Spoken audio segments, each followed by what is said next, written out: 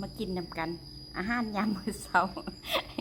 ลืมลืมทายให้เบิ่งกินนมส้มจนหมดเป็นครึ่งกล่องแล้วเนาะ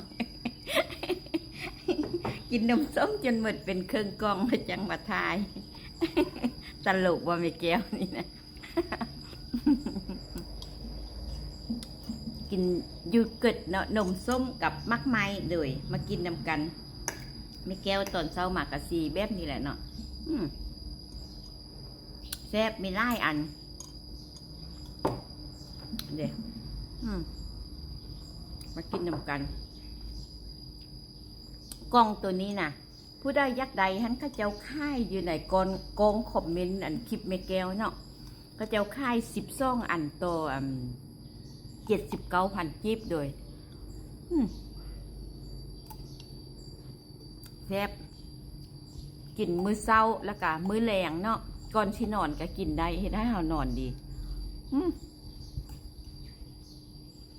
แซ่บเลยกินกับพวกมักไม้นี่ตอนเช้าก็อิ่มเลย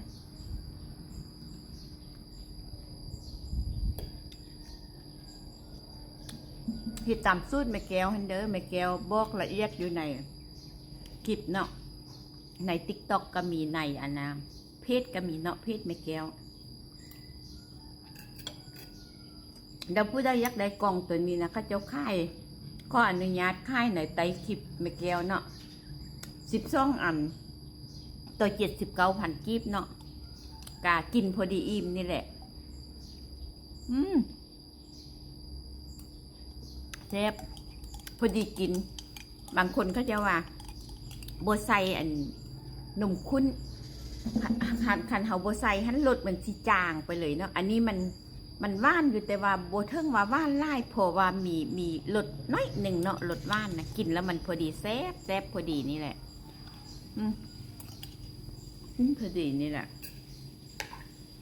กินกับมักไม้สนิทได้ก็ได้น่ะ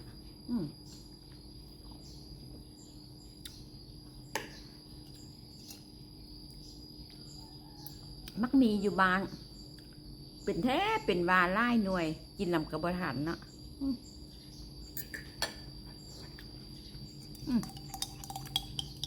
กินให้มันเบิดก่อนสิได้ผู้ใดยักเหตุกะเข้าไปเบิ่งในคลิปไม่แก้วเนาะบอกละเอียดอยู่ไหนท่านเลยแซ่บ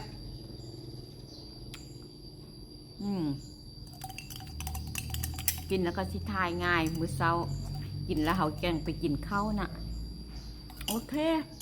บ๊ายบาย